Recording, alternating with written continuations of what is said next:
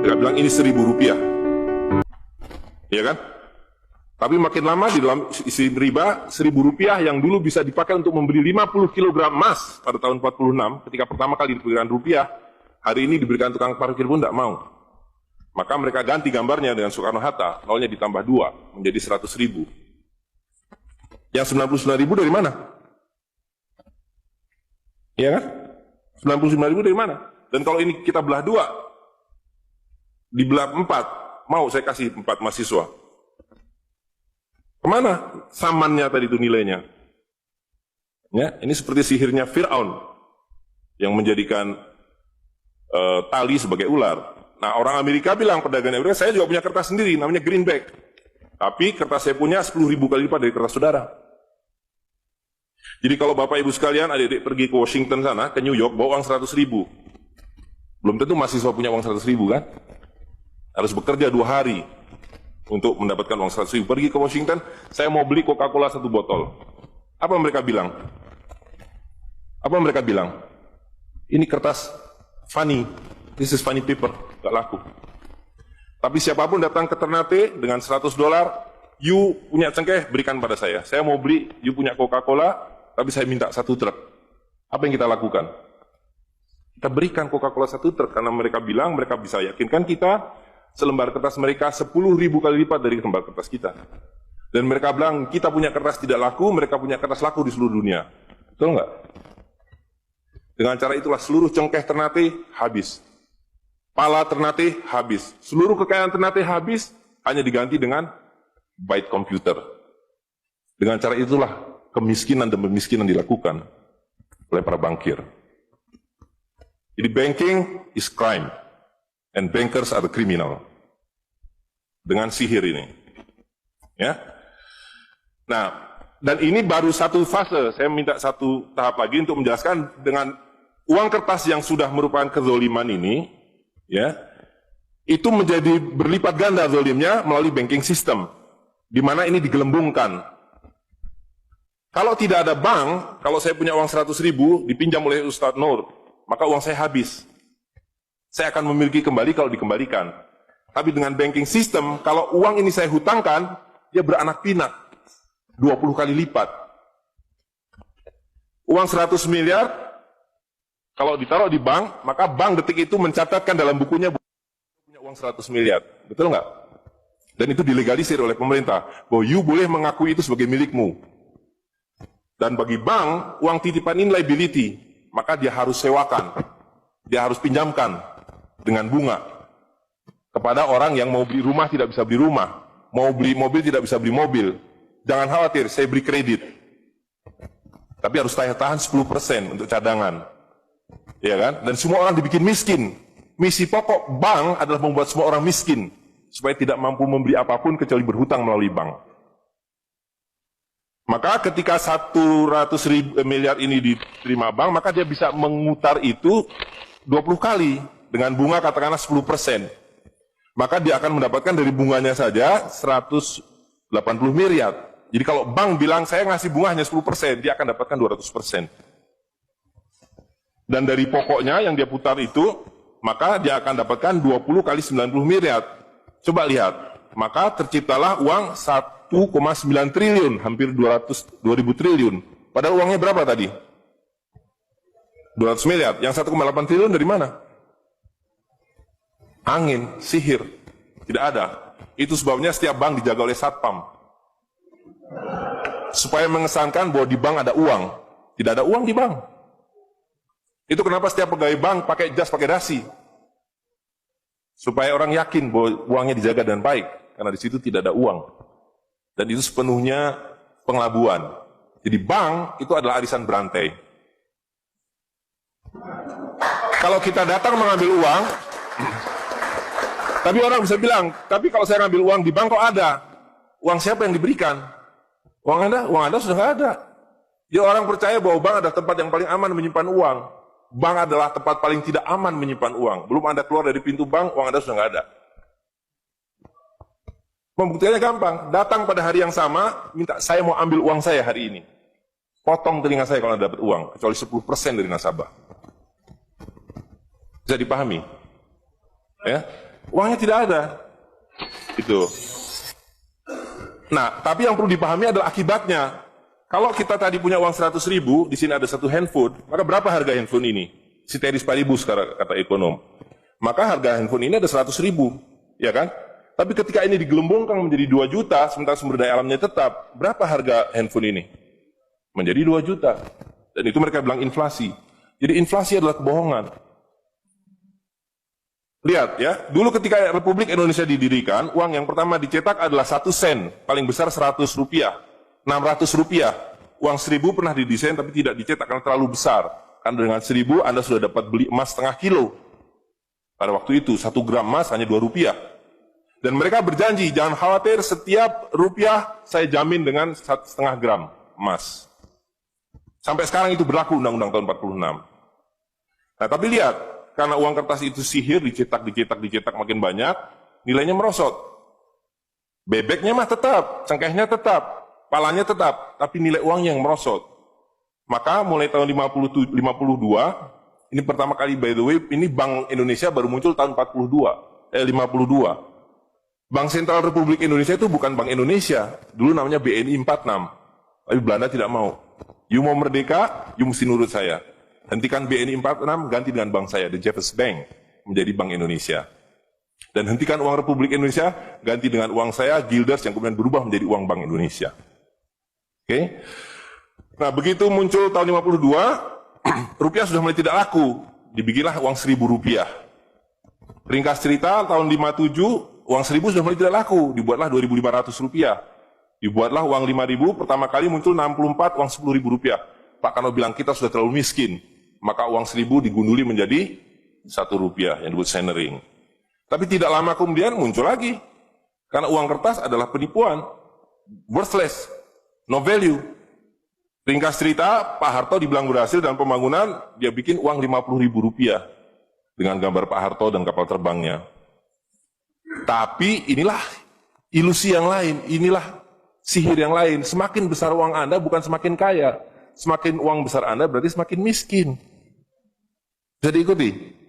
Maka ketika terjadi krismon, rupiah makin tidak laku, harus dibikin uang 100.000. Dan sekarang uang 100.000 sudah mulai tidak laku. Ibu-ibu sudah komplain kalau pergi ke pasar dengan 100.000. Betul nggak, Bu? Sudah tidak bisa beli apa-apa ini. Maka mereka, dua pilihannya. Pilihan pertama adalah mereka akan mencetak uang 200.000, 500.000. Tapi tidak mungkin, komputer sudah nggak bisa menghitung. Kalkulator nggak bisa menghitung, hang. Terlalu banyak nolnya. Pilihan kedua adalah digunduli nolnya, redenominasi. Jadi redenominasi itu bukan untuk mengatasi inflasi, tapi untuk menutupi inflasi. Jadi itu adalah pengelabuan di atas pengelabuan, di atas pengelabuan, di atas pengelabuan. Gitu. Ya. Jadi secara real, uang 100.000 ini dulu ketika Pak Harto masih berkuasa, menjelang jatuh itu, kalau dibelikan telur, dapat 50 kilo. Masih ada yang ingat gak, Bu? Kalau ibu-ibu ingat pasti. 1 kilo telur harganya 2.000 rupiah. Begitu Pak Harto jatuh, dibilang ini gara-gara krismon, uangnya sama, walaupun ini belum ada waktu itu, karena ini masih 50.000 aja udah besar waktu itu. Uang yang sama dengan telur yang sama, tiba-tiba dibawa ke pasar, saya mau beli telur. Bu, hari ini tidak dapat 50 kilo lagi, hari ini cuma dapat 13 kilo. Karena daya belinya, telur sekarang 7.500. Dan hari ini, kalau di pasar Ternate berapa, Bu, harga telur sekilo? Hari ini. Di Jakarta 20.000. Dan telurnya sama, 1 kilo itu isinya 16 butir, 17 butir, 18 butir. Uangnya sama. Tapi hari ini kalau dibelikan telur hanya dapat 5 kilo. Kemana yang 45 kilo? Itu yang mereka rampok. Itu yang mereka rampok dengan melalui apa yang mereka sebut inflasi.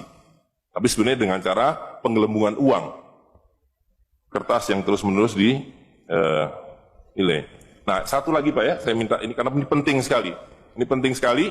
Nah, sistem zalim ini kemudian difikskan dalam satu sistem politik yang disebut nation state pada level global, karena judulnya kan globalisasi uang. Jadi, negara bangsa itu diciptakan oleh para bankir pada abad ke-20. Jadi waktu Indonesia merdeka, Singapura merdeka, Malaysia merdeka, Afrika merdeka, itu bukan kemerdekaan spontan, tapi didesain. Didesain karena kalau dulu mereka mau merampas cengkeh orang Ternate, mau merampas kepala orang Ternate, dia harus bawa serdadu ke sini, Dia harus ambil cengkeh dan palanya, repot kan? Maka dengan menciptakan uang kertas, mereka tetap bisa mengambil cengkeh orang Ternate, mengambil pala orang Ternate tanpa harus kirim serdadu di sini. Dan karena itu saya kasih merdeka.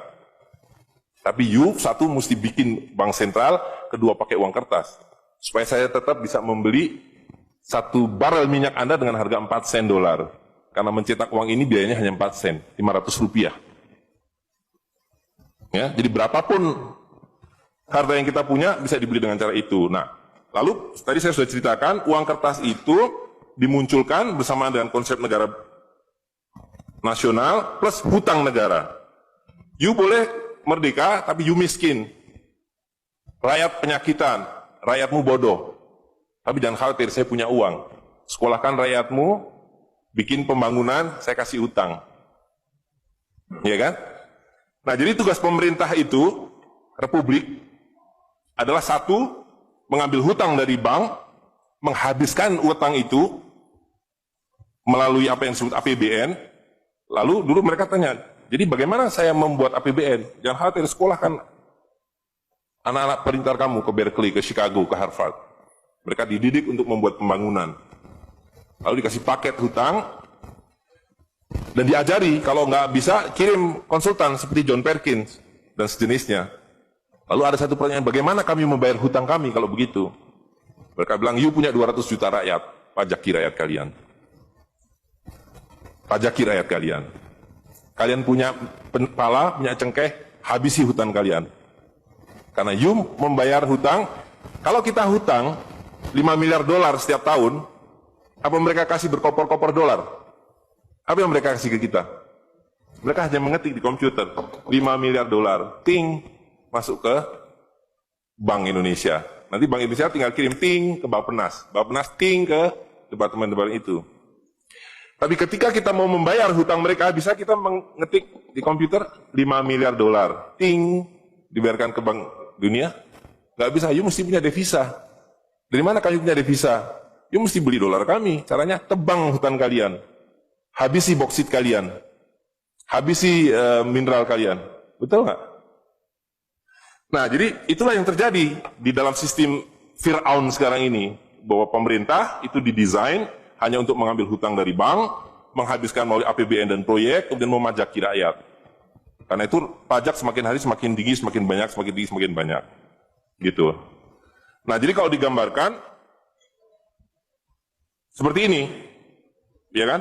Wilayah domestik nasional itu adalah demokrasi. Supaya kalau 5 tahun harus ganti. Kalau ada presiden, ada perdana menteri yang tidak nurut pada para bankir, out. Tapi para bankir tidak pernah berganti. Mereka turun-temurun, perusahaan swasta, anak beranak pinak. Ini kira-kira hanya 400 keluarga di dunia ini yang menguasai seluruh sistem keuangan dan politik. Jadi kita ini sekarang utangnya tiba-tiba sudah 2.100 triliun. Padahal tahun waktu Pak Harto jatuh itu utangnya hanya berapa? 50 miliar dolar, 500 triliun. Sekarang sudah 2.000 triliun. Dan begitu kurs dolar berubah, utang kita nambah. Gitu. Dan BI tidak pernah memenuhi janjinya, karena tugas pokok BI adalah menjaga stabilitas kurs, tidak pernah bisa. Dan tidak akan pernah bisa. Apapun yang dilakukan, karena memang tidak ada nilainya. Gitu. Nah, jadi sebagai penutup, maka apa yang harus kita lakukan adalah membalik seperti yang mereka dulu lakukan. Yang mereka dulu lakukan adalah mengambil emas dan perak dari orang tua kita, mereka lebur menjadi batangan, dia simpan di berangkas, dan kepada kita dikasih toilet paper ini, kata Mahathir Muhammad. Maka yang harus kita lakukan sekarang sebelum ini jadi apa? Oncom. Lebih berharga oncom. Tukarkanlah menjadi emas dan perak, menjadi dinar dan dirham, dan kemudian gunakan untuk muamalah. Karena Nabi sudah mengatakan akan datang satu zaman di mana semua yang kamu miliki tidak ada harganya, kehabisan nilai, kecuali dinar dan dirham, kecuali emas dan perak. Jadi kalau dilihat, dolar dalam dinar atau dinar dalam dolar dalam 10 tahun terakhir, 2004 itu cuma 54 dolar, hari ini sudah di atas 250 dolar. Dan lihat, menipunya uang kertas ya, kalau kita pakai untuk menyimpan naik haji, kalau Anda menabung dolar, maka tiap tahun naik. Saya sudah hitung ini, dan ini valid sekali. Naik setiap tahun itu 3,5%. Kalau Anda menyimpan rupiah, setiap tahun naik 5%, nggak nyampe-nyampe. Tapi kalau Anda menyimpan dinar, maka dia akan turun 8% setahun. Jadi tahun 2000 naik haji butuh uang 21 juta rupiah. Kalau dinar butuh 71 dinar. Tapi hari ini, kalau mau naik haji butuh hampir 40 juta rupiah. Dengan dinar, cukup dengan 16 dinar. Jadi dulu kalau punya rupiah naik haji satu orang, sekarang sampai Dubai suruh pulang. Nggak cukup uangnya. Tapi dengan dinar, dulu naik haji satu orang, sekarang bisa naik haji 4 orang.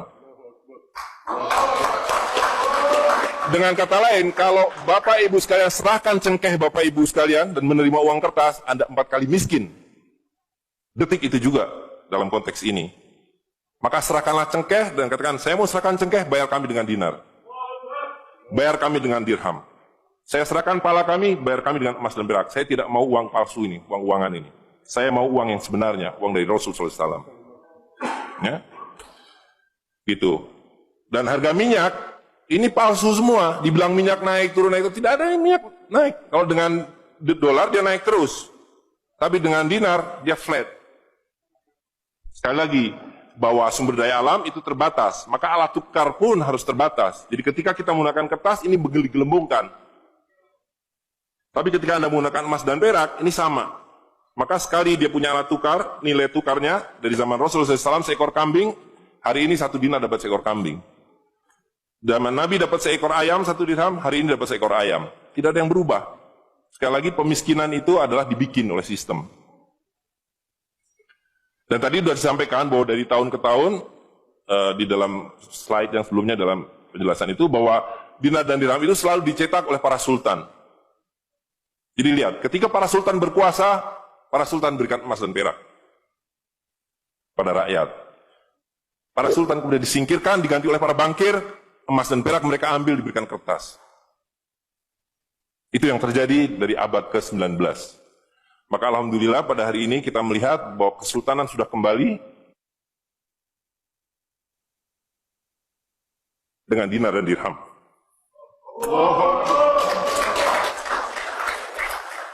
Dan ini adalah awal berakhirnya sistem riba. Ini adalah awal dari janji Allah SWT, yamhaqwahu riba wa yurbi sodakotan. Aku suburkan sedekah dan aku hancurkan riba. Kehancuran riba ditandai dengan seperti apa yang dikatakan Nabi, kehancuran mata uang kertas. Suka atau tidak suka, terima atau tidak terima, ini adalah awal kehancuran. Dan karena itu yang harus kita lakukan adalah supaya kita tidak ikut hancur di dalamnya, kita songsong kembalinya dinar dan dirham. Dan itu berarti kembalinya sultania. Dan Ternate adalah awal dari kembalinya dinar dan dirham dan sultania bersama dengan Kesultanan Cirebon, bersama dengan Kesultanan di Sulu. Jadi sekarang sudah ada 3 sultan yang mencetak kembali dinar dan dirham. Dan ini akan mengawali kembalinya dinar dan dirham di seluruh dunia. Jadi kalau pada abad 15, abad 16, abad 17 bangsa Ternate sudah sampai ke Madagaskar, sudah sampai ke negeri atas angin di Spanyol, maka pada abad 21 kembali Ternate sampai Spanyol. Ternate sudah kembali sampai Afrika Selatan, sudah sampai Eropa melalui dinar dan dirham yang berlaku di seluruh dunia. Orang Amerika tidak bisa mengatakan emas saya 5 kali lipat dari emas saudara, tidak bisa. Emas kami dari Ternate sama harganya dengan emas kalian. You 1 dinar, kami 1 dinar. You 1 dirham, kami 1 dirham. Itulah keadilan. Ya. Jadi karena itu Bapak Ibu sekalian, yang terakhir sekali saya ingin sampaikan, dinar dan dirham yang kita bicarakan ini tidak ada artinya kalau berhenti hanya di dalam ruangan ini.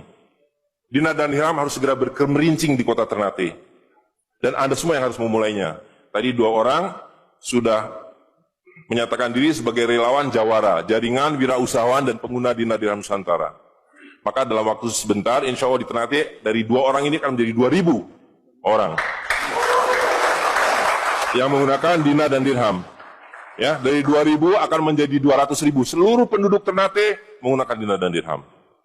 Dan Kanjeng Sultan dari beberapa waktu yang lalu sudah mulai membagikan zakat dalam dirham. Jadi di Ternate itu sekurangnya sudah ada 1.000 orang memiliki koin dirham yang dibagikan oleh Sultan. Dan itu adalah awal. Ini baru awal, dari kembalinya Islam dan berakhirnya kezaliman. Jadi sekali lagi Bapak Ibu sekalian, marilah segera ya ular-ular Fir'aun itu kita akhiri dengan cara yang sangat mudah, yaitu kita mentaati perintah Allah SWT. Allah SWT mengatakan, wa halalul bai' wa harramar riba. Aku halalkan berdagang dan aku haramkan riba. Dan uang kertas adalah riba par excellence. Di dalam uang kertas ini ada 2 riba sekaligus. Ya, jadi saya kira itu saja. Saya mohon maaf mengambil waktu agak terlalu banyak, tapi ini penting karena supaya clear semuanya. Ya, karena ini baru pertama kali dibicarakan di Ternate. Demikian, assalamualaikum warahmatullahi wabarakatuh.